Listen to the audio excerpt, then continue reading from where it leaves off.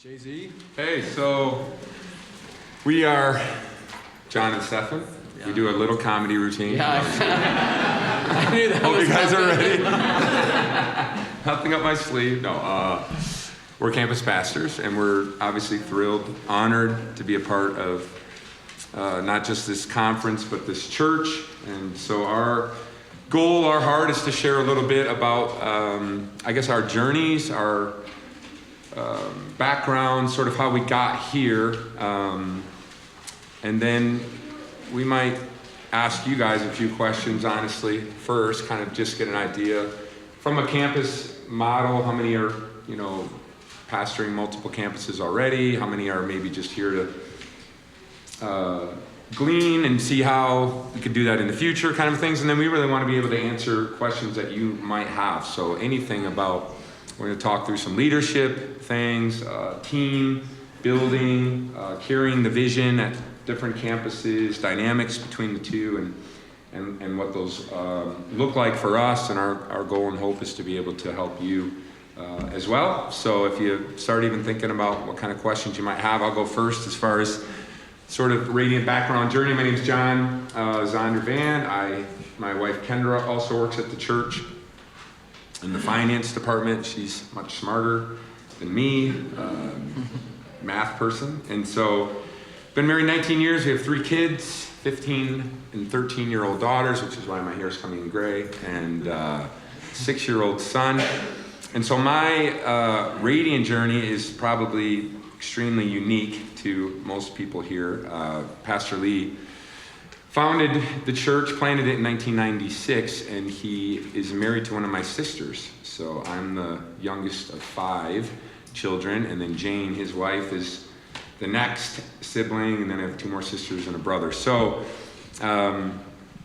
my relationship with Lee is, again, unique to probably anyone else's. I've known him since I was a sophomore. No, they got married when I was a sophomore in high school, which was like 4 years ago already, or something like that. Or 20 something, but so I've known him a very long time. I was saved in this church. I grew up in a very religious home, if you will. We went to Reform background, went to church all of the time, twice on Sundays because we didn't mess around, Vesper service.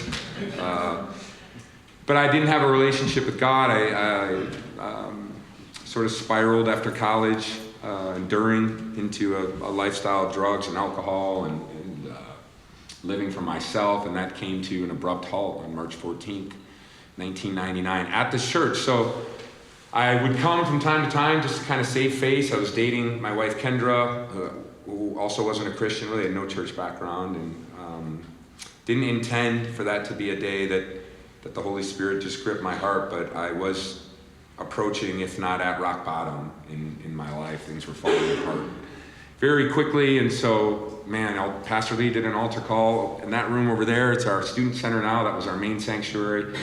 I went up front, was bawling for 45 minutes, gave my heart to the Lord. My wife gave her heart to the Lord. We were married about 8 months later, and so I've had the unique privilege of having Pastor Lee literally mentor me and be a part of my life from the very beginning. Saw a call, a ministry on my life, helped me go to Bible school, and then I came back and actually came on staff in 2004. So I've been on staff here for whatever that is, 15 years-ish.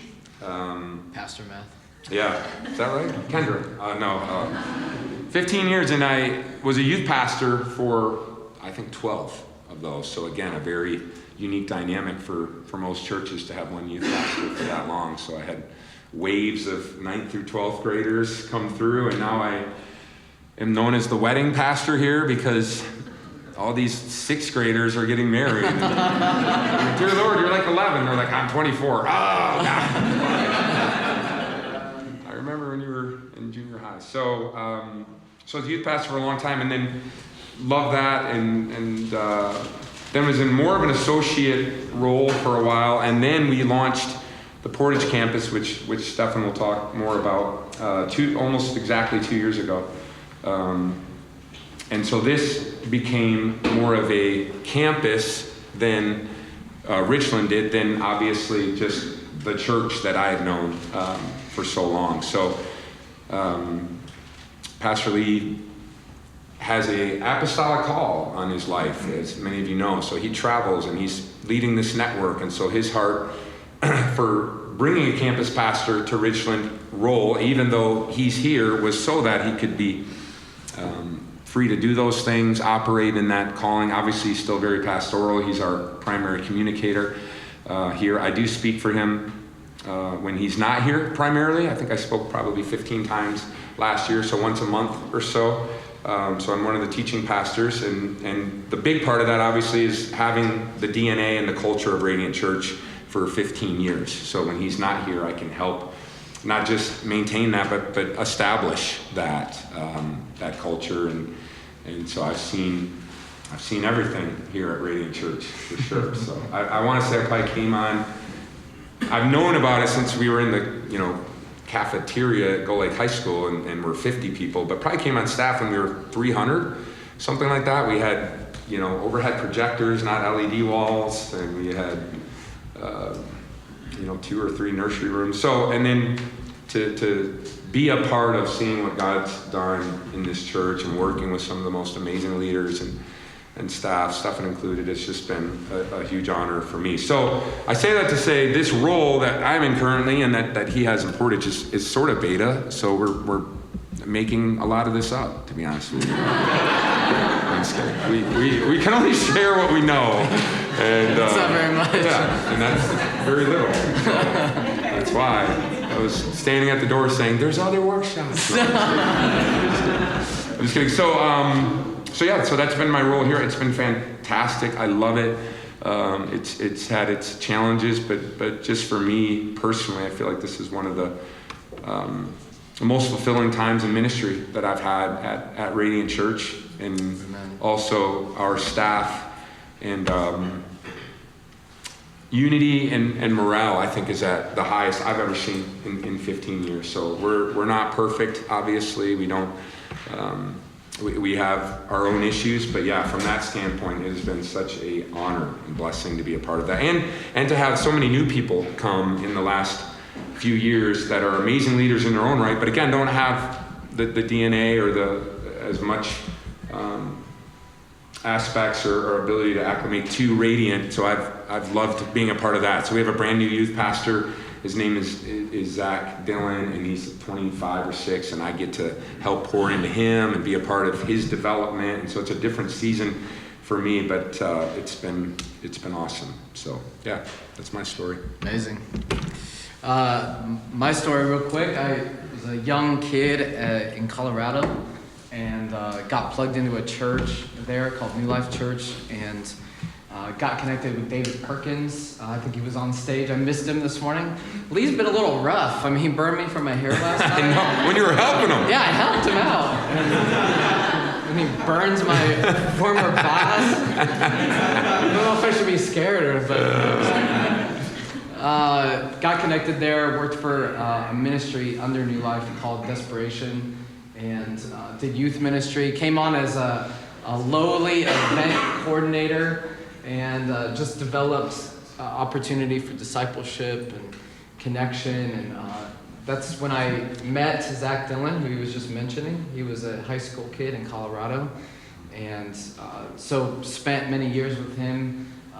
And he's really been a great product that came from our church. And met my wife at the church. She came from LA I came from Phoenix as a kid. She came from LA. We met in Colorado and fell in love. And that was right before the big scandal that happened at our church with Ted Haggard. That happened 2 months before we got married, and so it was incredibly disruptive to our lives. I mean, it was basically the 3 years that I had been trained there. It was supposedly the 3 years that he was raveled up in this scandal, and so it was a very difficult time in life and in ministry. We brought in a new senior pastor. Right after that, we had a shooting on our campus. 2 high school girls died in the youth ministry that I was a part of. And then as an intern, and right after I was actually officially hired, and then the recession hit. And so we, as a church, it's really a miracle that we survived 3 significant blows. And for me as a young leader, I developed much quicker than like a typical leader, just due to the circumstances and the scenarios. And Ted Haggard at that time was an extremely influential leader, and so there was kind of an expedited growth on my life, and I was not interested in ministry at all. God just began redirecting my life. I had an encounter with God actually in this part of the country. It was Crown Point, Indiana, and that's when God just did a supernatural work in my heart, and so that's really set me on a course. Worked for David for many years, youth ministry and conferences, and in 2008 came to what was Resurrection Life Church. Me and my wife brought 30 kids in a bus up here to serve the conference as my first time meeting Pastor Lee, and that was kind of the beginning of our relationship. And then Pastor Lee sent his oldest daughter to the young adult program that we were doing, and met Zach Dillon, the young guy that was in the youth ministry. And so my wife was Ashley's leader, Pastor Lee's oldest daughter. And so we've just kind of been involved in that, and then it kind of went from there. I worked at an organization called Every Home for Christ, and we basically launched a young adult ministry there, but it was an international organization, evangelism to the nations. And so I've loved traveling. I've led many trips just around the world, so that's been a huge story of mine. And then David Perkins went and planted Radiant Church Kansas City, and so that kind of he went Kansas City. I had friends moving here to Radiant Church, and I launched my own business. It was like events and marketing and consulting, and my wife and I really didn't know what was ahead. We didn't know if ministry was even in our future. And I got a call from Pastor Lee, and it was really a supernatural thing, because we said there's only really one person that we would go to pastor and leave both sides of our family, leave everybody. There was only one guy. Sure enough, Pastor Lee called. And so he called me to launch the Portage campus. It was an adoption of another church in town about 15 miles away. And we were hired like middle of February, moved 12 days later. The day I landed, they had demoed the building. I couldn't even get into the building. The speed of which things happen at Radiant is fast, to say the least. And I got in that night, and the whole building had been demoed. First phase was done. And so we worked 100-hour weeks for 6 weeks and launched on Easter Sunday. 2,200 people came to our opening service, and obviously we haven't maintained those numbers. Unless it's Easter. Yeah. So it's really been, I feel like we've just been living in a miracle.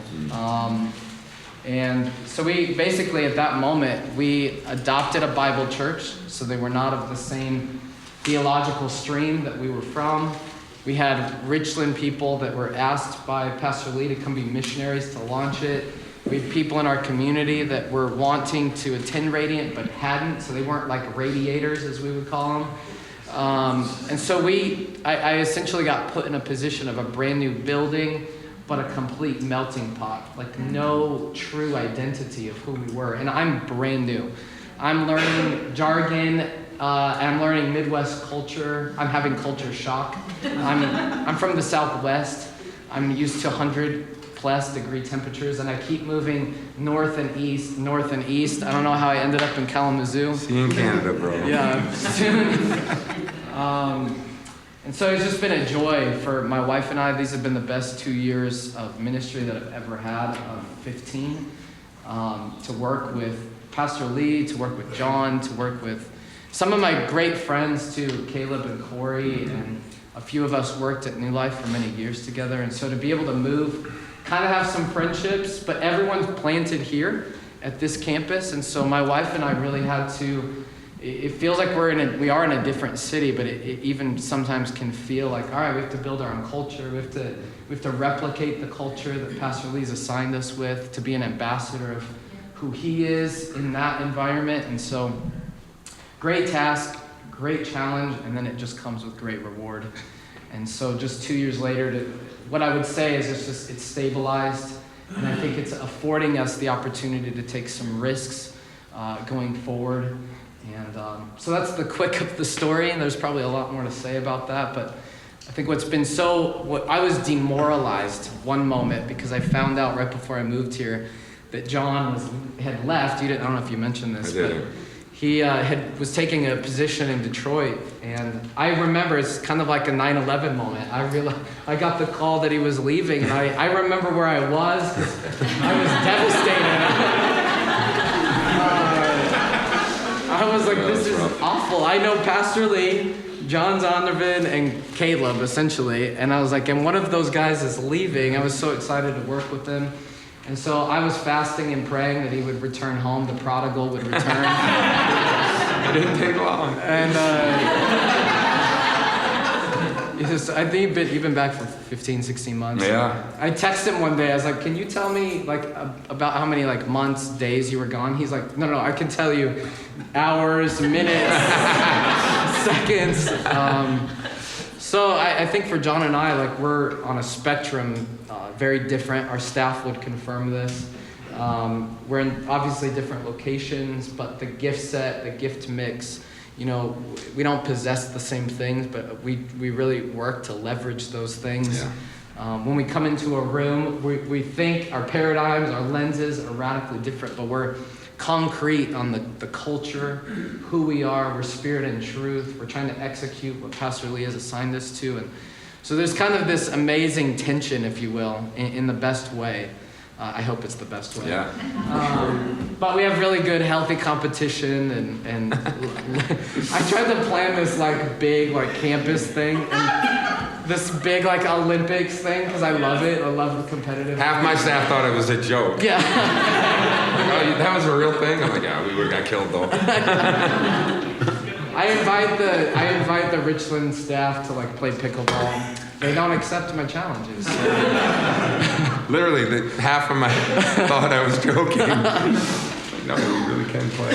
So, I think to Stefan's point, the miracle at the Portage location is equivalent to the miracle. We call this building the miracle in the cornfield because, we're in this teeny little town, and God has been so incredibly faithful and was. I mean, I remember when Lee purchased this land, it was a church as well. It was called the Chapel, and they really wanted it to go to another church. And so, but we were meeting in the cafeteria. We had, like I said, 50, maybe 70 people, and just no way we could make it happen in the natural. And God did a miracle. Pastor Lee can tell the story about going golfing with the president of the bank, who was a friend of someone else that Lee knew, and they were like, okay, we're gonna go golfing, but you can't, seriously, Lee, you can't say anything, don't ask him questions. And Lee was like, so dude, I need money. By the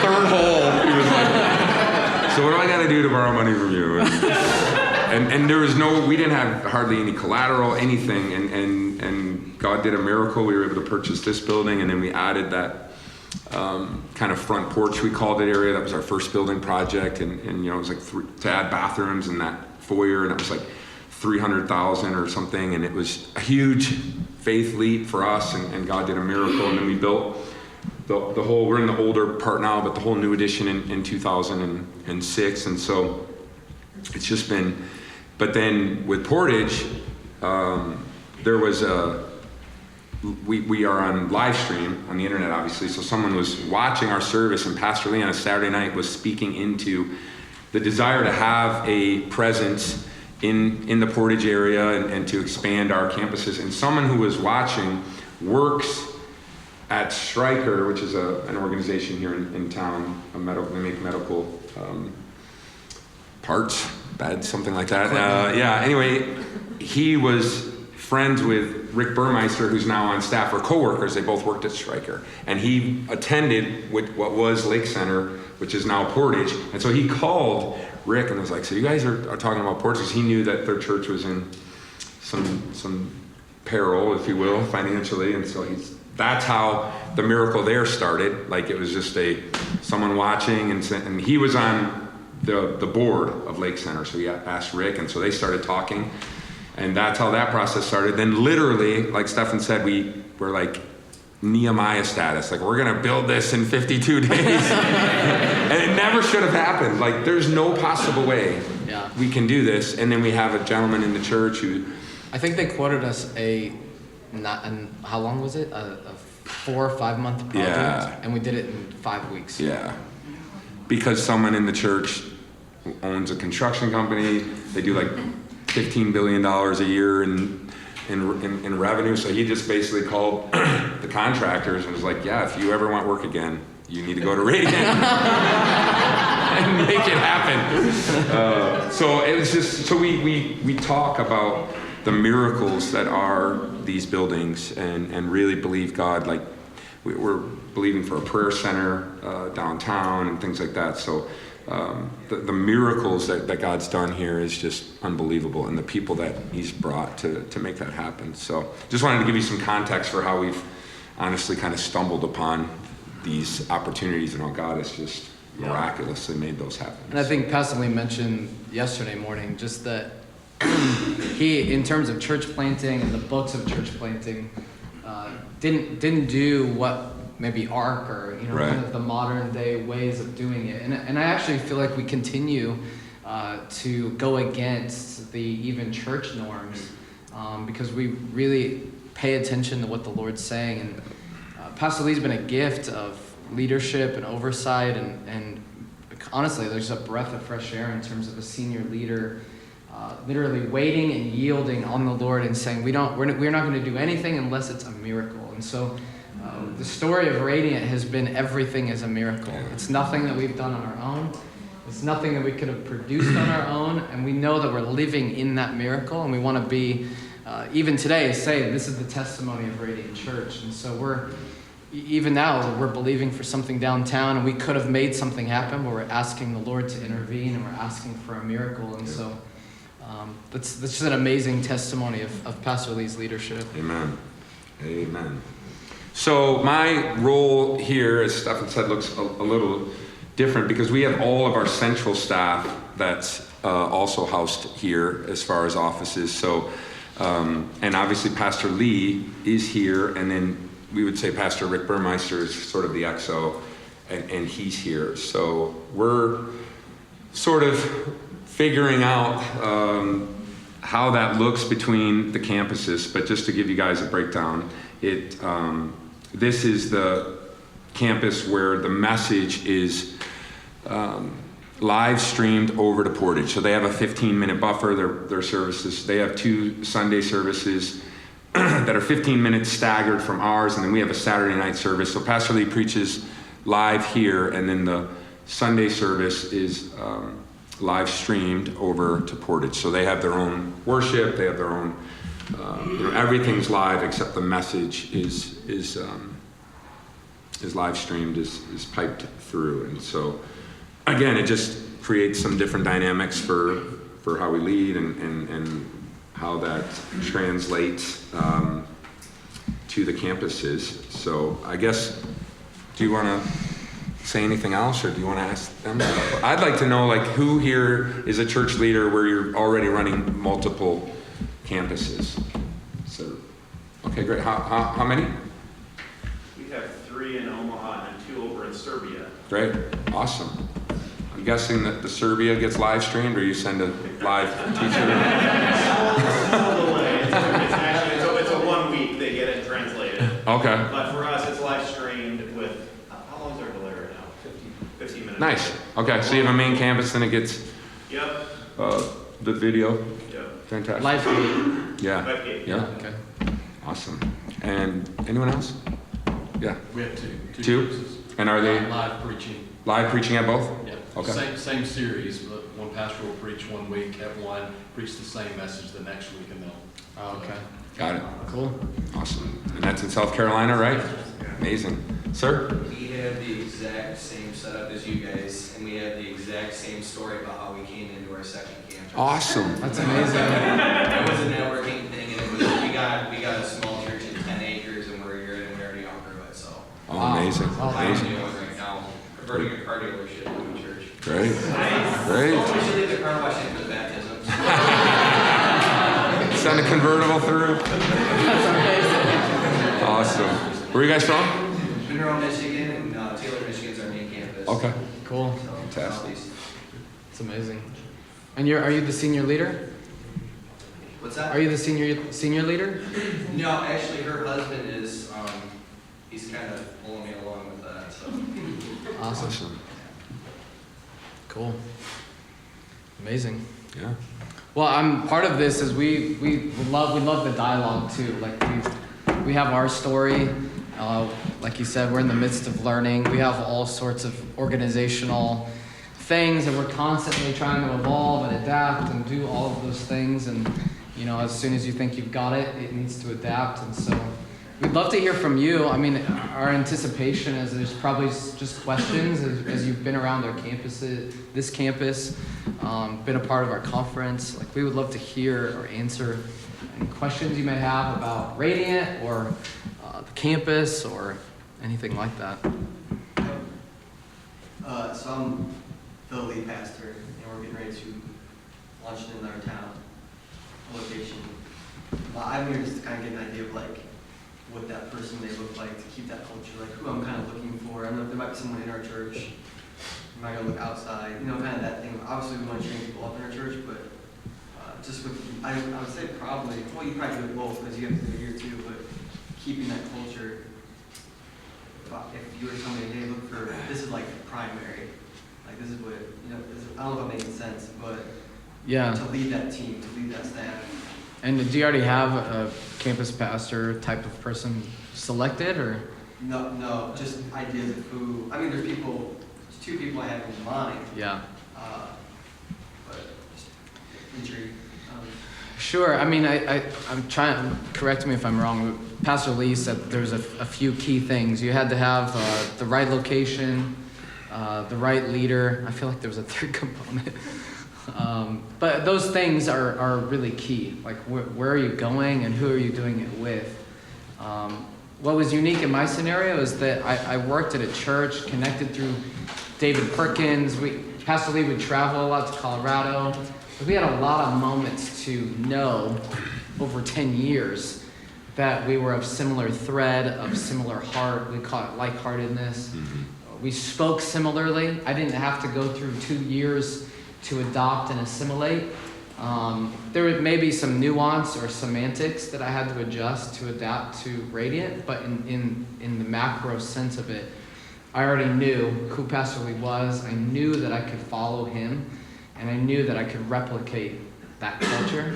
And so I think finding somebody that you already have that synergy with is just incredibly important. Because for me, I'm 15 miles away, but it's actually a 30-minute drive, and then to go there and back's an hour. So basically what happens is we don't have tons of crossover unless we do it intentionally.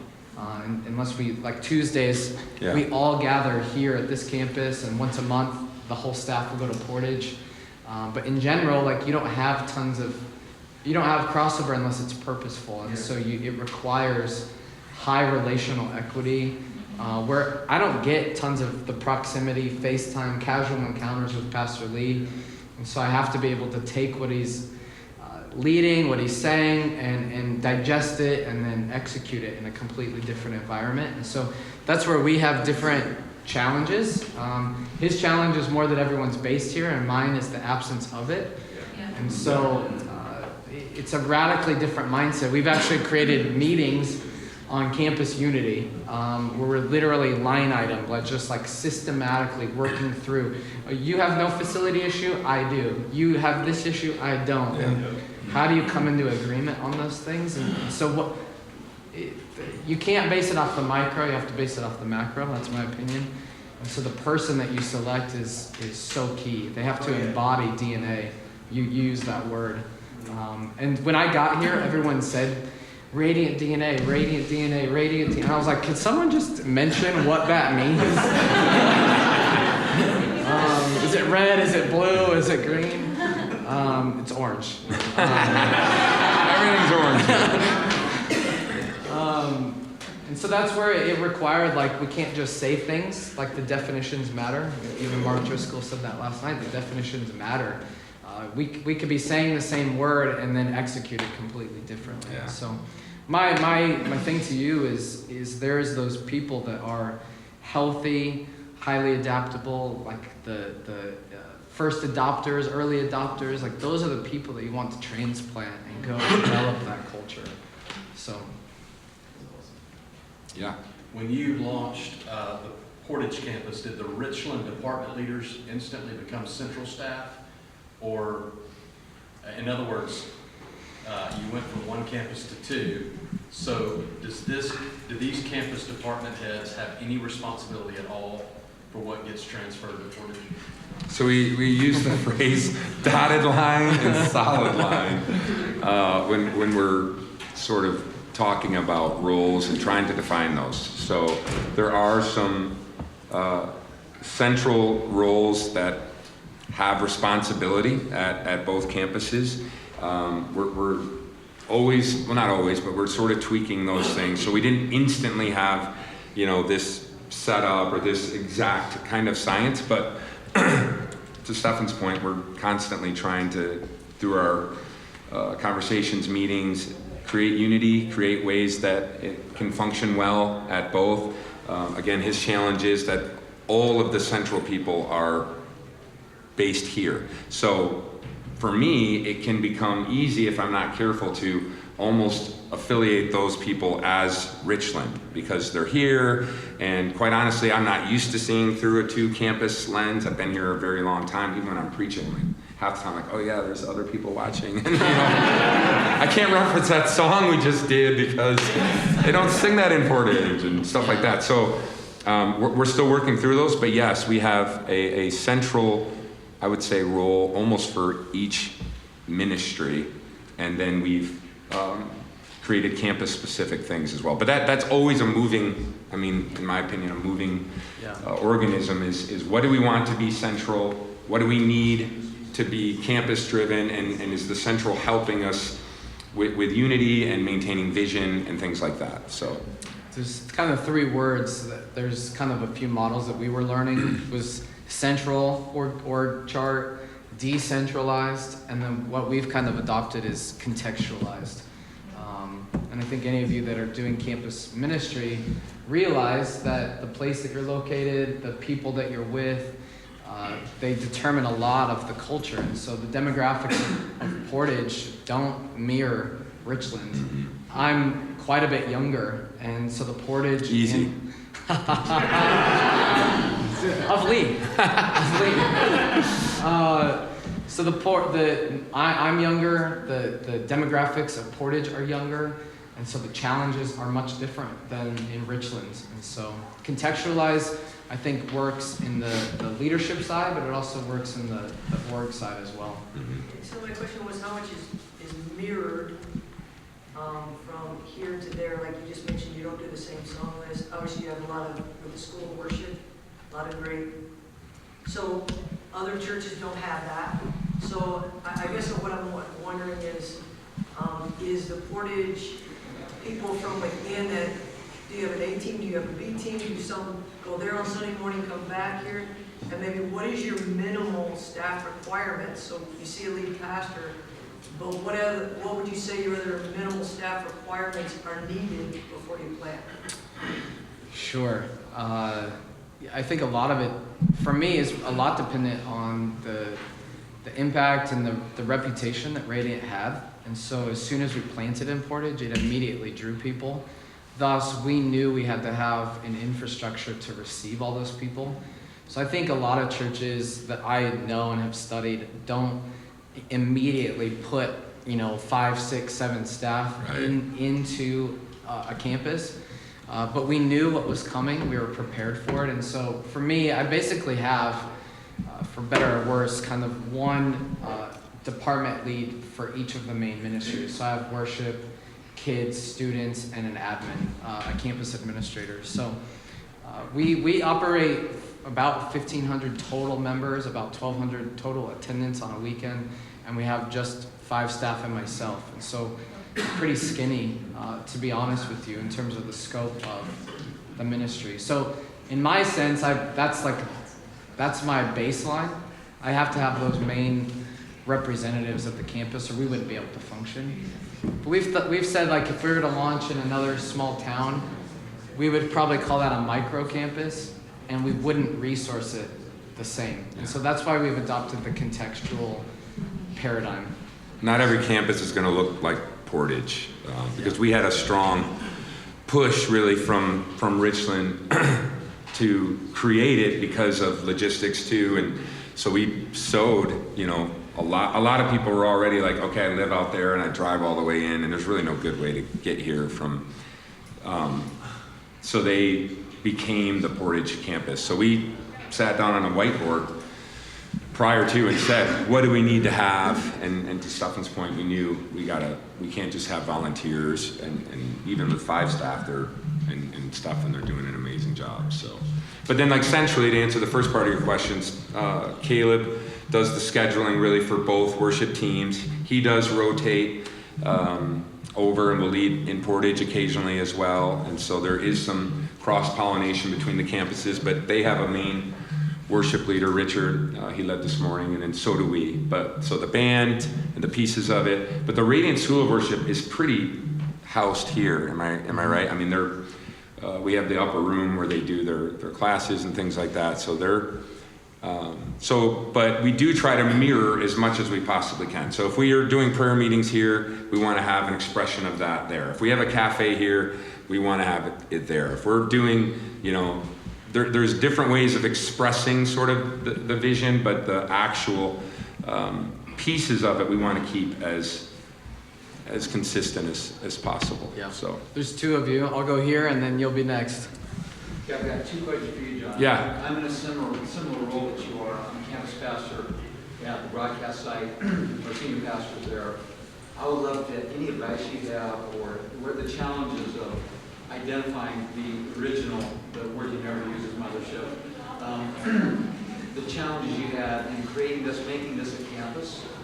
And then I'd be really curious, because Pastor Lee is here, you're the campus pastor at the site, when people need ministry, do they look to you as their pastor, or they still got to it with you? yeah, and I have those same struggles. So I'm not answering this from a place of, yep, here's what I did and it's working amazing.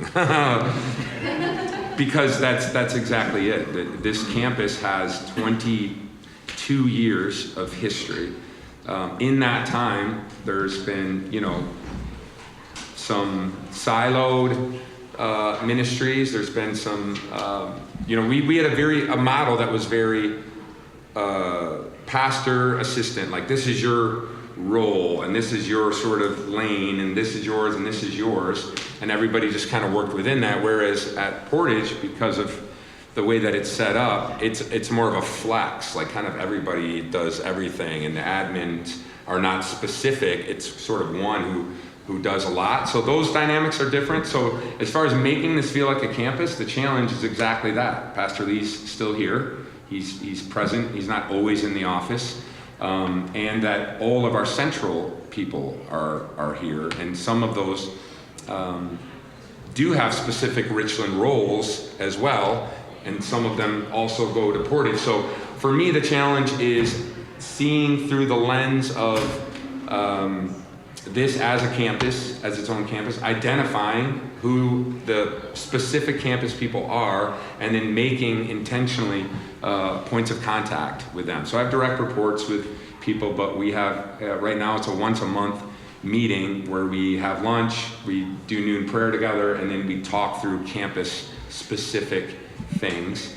So that's a big step we're taking in making this function more as a campus. And then as far as the pastor, who is that? Again, pastor is pastoral. He doesn't want to, be like, untouchable and doesn't have a 15-person entourage, you know what I mean? So he still does those things. So we really have to kind of talk through it. Sometimes he'll be like, hey, can you meet with this person? Can you contact them? His schedule is such where Krista, his assistant, will say, many times, you know what, I'm going to connect you with John instead. And then I oversee the teams.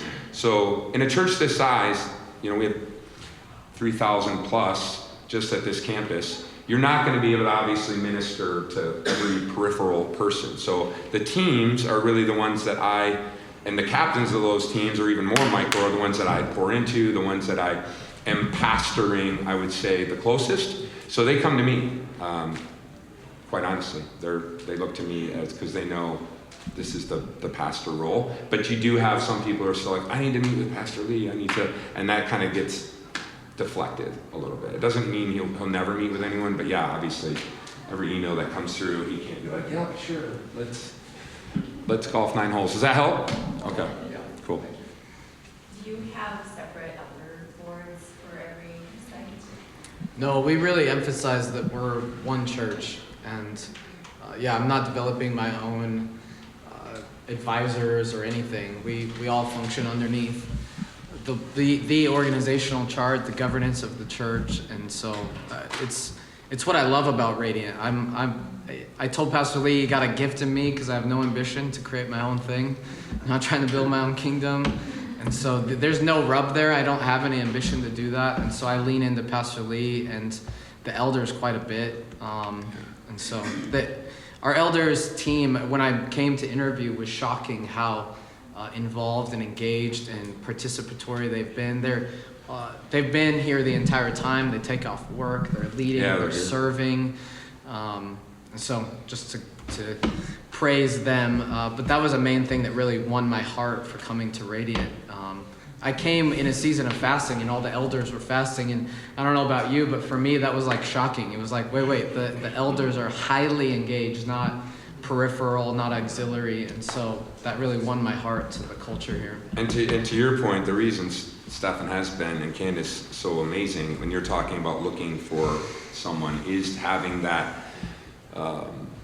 someone that you trust in that position. You know, if you feel like they want to be the main guy or they want to be the primary communicator, that's, in my opinion, the very challenging part of creating a campus pastor model is that it can't be someone who wants to have their own church, you know, or wants to be the primary communicator, wants to, and some campuses do that, but in our sense, you know, Pastor Lee has a vision for the whole city. It's the Radiant City. It's our handle and things. So Stefan, as he said, has been incredible at how do I help execute the vision that Pastor Lee has. And obviously he's going to have his own nuances and his own sort of way of doing that, but it's never about how do I make what I want to have happen. And it's only 15 miles, but Pastor Lee's very rarely there. It would be, you know, it could be a default or it could be a temptation to sort of create your own whatever you want. And so again, just to you to really prayerfully consider who you have. And my recommendation would be somebody that you already know, somebody that you trust that's been faithful. And so, yeah. I was going to say, regarding what she said about the elder board, do your elders come and check out Portage and invest, give opinion, insight, wisdom into that, or do they primarily remain here? Second question would be, as campus pastors, what is distinctive concerning like Radiant? Like I know you guys are kind of like still figuring it out, but the fact that you guys have a unique model and aren't trying to per se follow a path, what do you feel like as a campus pastor are unique things that you don't see maybe at an Elevation or a Hillsong that you really feel is different or distinguishable from that role here? I'll answer the first part, the easy part. The elders are, several of them attend the other campus as well. When we meet here. We meet every month. So again, they are very involved, but Rick is an employee now, but at the time was an elder and worked for Stryker. He was the massive catalyst for the sort of merger and that front end part of it. And then Paul Orley, who's a dentist but was a contractor for a long time, he was like, I'll supervise the entire project when we built Portage. So he knew all the ins and outs. He was like the foreman of the whole thing while he's doing root canals and stuff. Like literally, he would like be like, hold on, and then run over there. It was insane.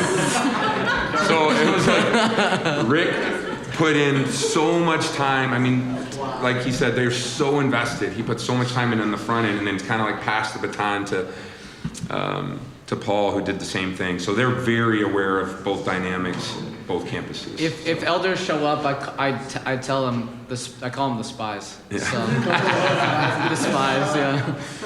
Coming to check me out. No, there's high equity, high relationship. Yeah. So That's awesome. there's no, I'm not insecure with it. Like, they're amazing. So. And so Mealy and Rick are the only staff that are on the elder board. And then the other 4 are laymen, or people within the church. So we try to have and they have all different kind of backgrounds, business and things like that are just so instrumental when we all get together too. So I think to answer your distinctive thing, it's we carry. Obviously, he's much taller than me, and it's the only difference. he has much more hair than me. Those things I am insecure about. You're still younger, much younger. I got age. That's it. I think one awesome dynamic that we actually have is to leverage the gift mixes that we have, and so John's title is Richland campus pastor, but also teaching pastor, and so he's going to spend more time during his week developing message and developing content, but I don't carry that same burden, and so I carry other burdens. My business degree is in organizational management, and so I tend to think and operate that way.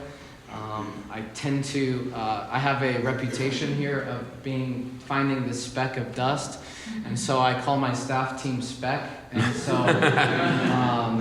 but we want to do it not in a perfectionist way, but in an excellent way. Yeah. And so we tend to just operate as a Portage campus and as a Portage staff to be, continue to drive excellence into the organization. And so I carry other burdens, like maybe you've grabbed it, the little Welcome to Radiant booklet. I don't know if you can grab that. I developed some of those things, almost complementary to what he's doing. And so I don't carry the same ambition nor talent to preach on, the main platform, but I know I can do other things in the organization. I was even originally hired to help run a Rise Shine conference. Yeah, and he is. So I'm the consultant of the conference. So if you see any problems, let me know. So that's the complementary role that we carry, and I think we've tried really hard to leverage those things instead of them being like I do these things and you don't do them. Like that's just not the case. If I'm doing something within Portage, it should help benefit Richland and vice versa. That's great. That's phenomenal. Can you guys talk about your adaptive process, how you recognize when things need to adapt, and whether that's proactive or reactive, or when you guys see that? Good question. It's never reactive. Never. Never. We're always out in front. We never operate in quadrant one. Yeah, I mean, I think our awareness comes from all sorts of angles. Yeah. I mean, I think we have really highly talented people. Polly here, sitting in here, she just joined our staff. She brings talent and an awareness to our staff that we didn't have before. And that's nothing to say anything about what was, it's just what is needed for the season. And so I think we can bring people in, they could even step out, and so they can bring a deposit into the culture. And so, but they bring fresh eyes. When I first joined, a lot of the staff was like, tell us everything. You have the freshest eyes. We want to know everything. And then now I'm 2 years in, I don't have those fresh eyes anymore. So I think we actually emphasize, like, what are you seeing? What are you noticing? Tell us what's going on. So we're not trying to be insulated from that. I don't know if you have anything. Well, I think, yeah, absolutely. And then the intentional unity piece. So Stefan mentioned every Tuesday, we all come together as both campuses. We worship. Pastor Lee does a leadership teaching. It's literally like my church, just because some of you know on Sundays and Saturday nights you're more like, okay, do I have enough greeters, and where are they, and what's happening? And so for me, the Tuesdays is just like, oh, I can kind of soak and I don't need ushers and things like that. So But then we have a senior team meeting, so myself, Stefan, Pastor Lee, Pastor Caleb, and then Rick meet every other Tuesday for almost 2 hours to talk through those things. And that's how we discover things like, man, we need some maybe more emphasis from the facilities team over here, and we're not all, I trying to identify those things on the front end, like, are we operating in unity? Is it working here? Is that system effective there? And so it's the communication piece. So it's always a work in progress, but we can't just assume and never talk through. So that's a big part of it too. If you're talking to a church that's just about to launch their second campus, Stop. what would you say is Stop. I'm just kidding. I'm It's kidding. not that bad. I'm kidding. You didn't say stop. What would you say? What's like the one big misstep to avoid? Or what's the most important thing to do? Man. Wow. I mean, obviously you have to have the vision for it. The congregation has to be ready. You plan all of those things. I look at, we sort of rushed to be able to open it on Easter, and so we had that as a goal. And so I don't know. For us, like looking back, we had 3 massive things going on. We had our at the movies at the time, Easter, and we're launching a brand new campus, all literally at the exact same time. Yeah, and the conference. That's right. So I would say don't do all those at once. It was awesome and God was on it, but I think again the pace is so important, that you have a rhythm, that you can do things without, obviously there's seasons and you have to work hard, but without redlining every single person, every single, and then it can be a natural transition. God can allow growth and things to happen without it feeling like, because that would be my takeaway from when we launched, is it was just a insane period I think of time. though, the one interesting phenomenon is it's like having kids. And so you have your first, I don't know how many, most of you probably have kids, but you have your first kid and it disrupts your whole life. And you're like, man, there's some things that maybe we wouldn't want to do, but 2 years later, you try again and you have another kid. And so I think in a way, we experienced the disruption of adding a second kid into the house. And then 2 years later, then while it was happening, we're like, we should never do these things again. And then 2 years later, you have memory lapse. Yeah. And so we feel the buzz in the air already at Radiant, like what's coming. We can feel it, what's Lee up to in the secret office of his, what's he planning. And so I think what happens is you kind of have memory lapse a little bit of like how hard it was, just to be honest. And We remember. but I think what I said, I didn't get your name earlier, by the way. Sean? Yeah. What I was saying to Sean, like the people component, right? I mean, it's church, it's reaching people, and so the pastor, the people that you put in place, leadership teams, those people are going to define that beginning season of that campus. And so 2 years later, I remember talking with Banning Liebscher as he was planting, and how he was even telling like some of David Perkins, different things. It's like the people that you plant with won't be the people there that will really like take it to the next season. You have a really select group of people that'll take the risk. They're entrepreneurial. They'll come and they'll launch it, but then they'll phase out. And we're experiencing that right now at our campus. Is we had people from Richland that came and were missionaries to our campus, but that team, I have so much affinity with them because they helped launch it.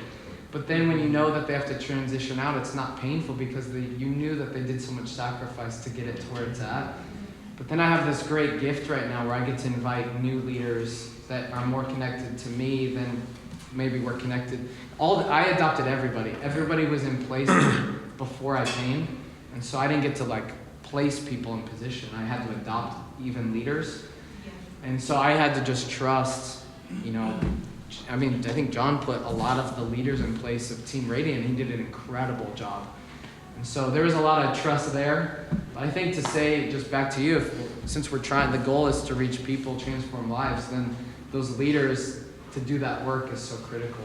Amen. And so I would say one thing over any other thing is the people you put in leadership is paramount.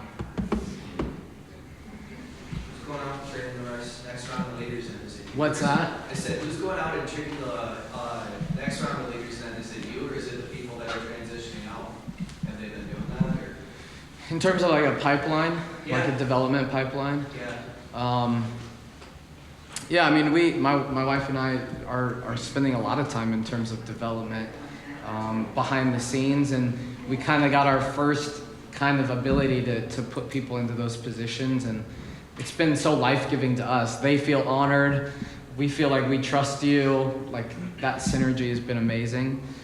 So I think that's always the thing. Like, we have to be doing the development, myself and then my team, because you have attrition naturally. Yeah. And so what are you doing constantly? And I think the bigger question, as we know that we're growing, is school of worship is a huge piece, and then a school of ministry is a huge piece. It's, I don't know, probably coming in, I don't know when, but at some point, because we know that we need to develop young leaders to take that burden as we grow into more campuses. And so I think it's multifaceted development. I don't know if there's one answer. Yeah. No, that's great. Yep. So we obviously do what we can as leaders, and there's classes we do, membership classes and things that present who we are and how to get involved. But yeah, school of ministry and things like that are the necessary pipelines to keep generating leaders. So. I think we reached our Yeah, we're time. supposed to be done. Let me just pray with you guys real quick. Father, thank you for this time. I ask every single person here would receive from you, God. There'd be a download of your spirit, of wisdom, of power, courage. Go back to their places, go back to their spheres of influence, energized, refreshed, and ready to reach people for Jesus in your name. Amen. Amen. Awesome. Thanks, guys. Thanks for coming.